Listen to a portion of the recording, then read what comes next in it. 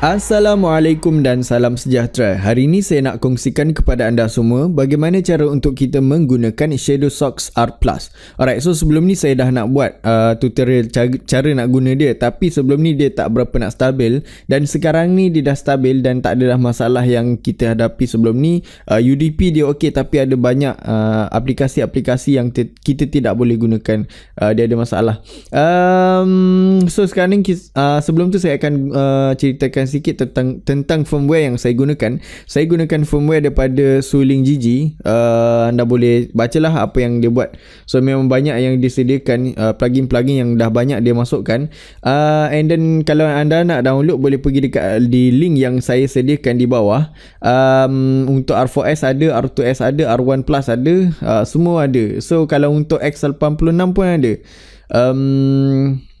Kalau anda back je, anda boleh pergilah dekat X86 ni untuk PC. Kalau nak cari firmware lain pun InsyaAllah dia ada. So pertama sekali kita akan login terlebih dahulu, dan kita masuk dekat, bila kita dah siap flash tu, dia bahasa Cina lah.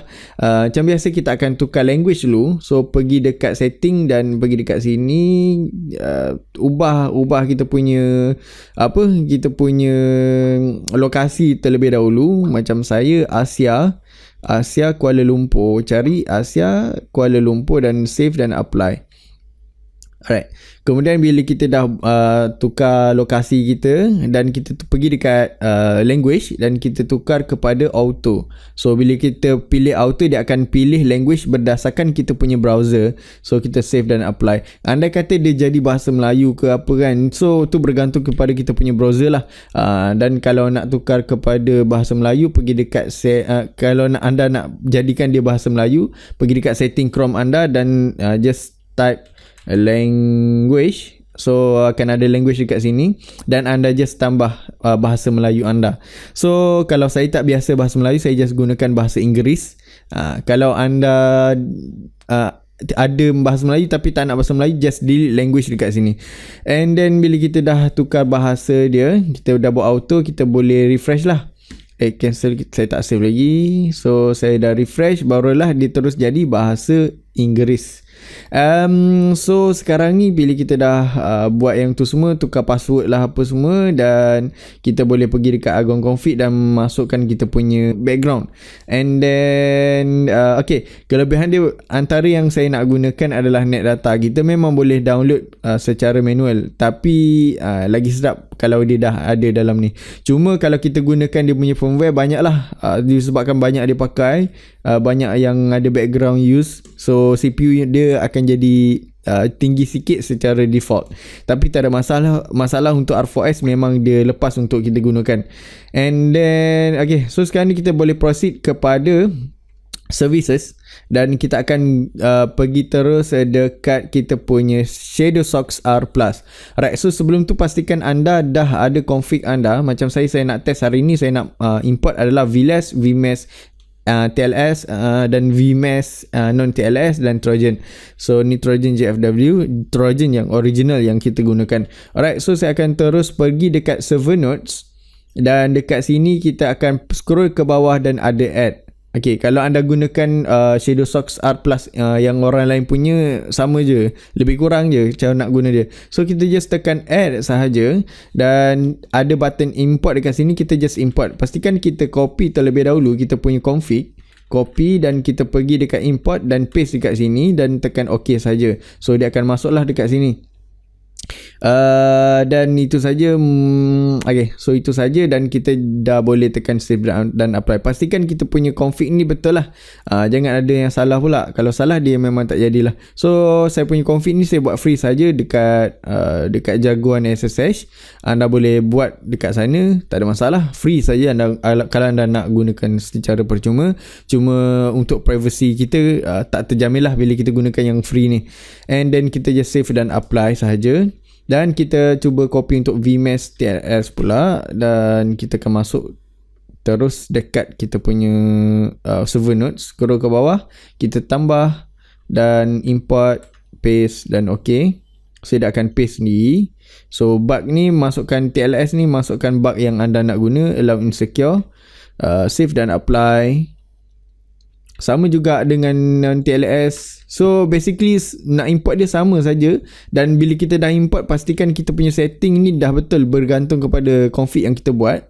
Okay, saya akan tambah dulu import. Okay, save dan apply. Dan Trojan pula, so saya akan buat untuk Trojan. Untuk Trojan ni saya buat dekat Open Tunnel, so free VPN juga, senang, semua free sekarang. So paste dan ok. Untuk Trojan dia akan terus pergi dekat V2Ray X-ray, so dia akan masuk dekat protokol Trojan. Kalau anda nak gunakan Trojan terus dekat sini boleh, tak ada masalah. Bergantung kepada anda nak guna yang mana satu, asalkan kita gunakan, kalau Trojan tu ada Trojan, kalau VLAS tu ada VLAS. So macam saya nak guna X-ray pun boleh, tak ada masalah. So bergantung kepada anda. Anda nak guna yang mana, tak ada masalah.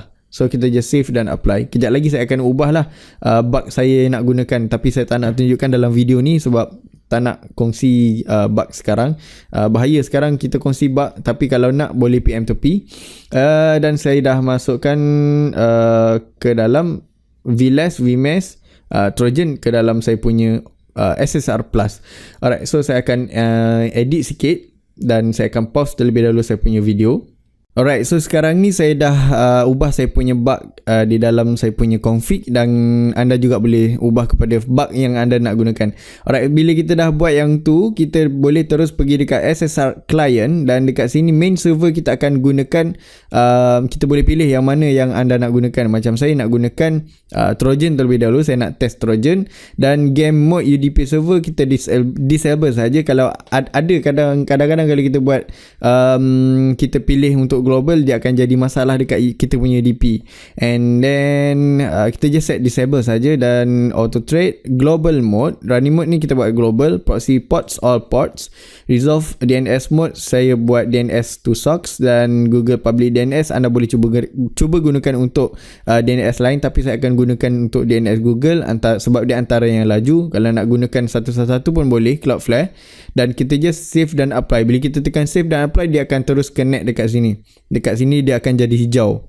Alright, so sekarang ni dia dah jadi hijau. Kita nak kena confirmkan terlebih dahulu. Kita terus pergi dekat Google, adakah dia dah bypass ataupun belum. Kalau belum, kita kena config, tengok dulu config adakah dia betul ataupun tidak.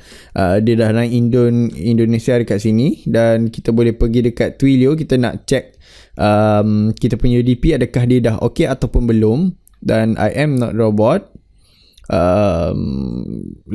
buat verification. Okay, verify.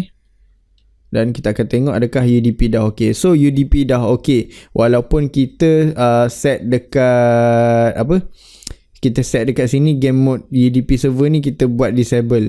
Sebab dia game mode UDP server ni dia bukan sebab dia ni khas untuk main game lah. So anda boleh try cuba enable dan disable, cuba buat global proxy ke. So anda boleh cuba try. So sekarang ni semua dah lepas, kita boleh terus pergi dekat speed test. Adakah dia ok ke belum. Ok, so sebelum tu silap saya, satu lagi kita kena check adalah IP location. Adakah dia confirm dia dah masuk ke dalam kita punya server. So kalau dia dah confirm masuk ke dalam kita punya server, barulah kita ok, so server dah masuk. Okay, dia dah tak keluar DG. Kalau server dah masuk ni, barulah kita boleh buat untuk speed test. So speed test saya tak tahu berapa speed dia boleh capai. Sebelum saya buat speed test, saya nak pergi dekat status sistem, dan saya nak gunakan net data. Kita nak tahu dia consume sebanyak mana kita punya CPU bila kita run SSR Plus. So kita akan terus speed test bersama dengan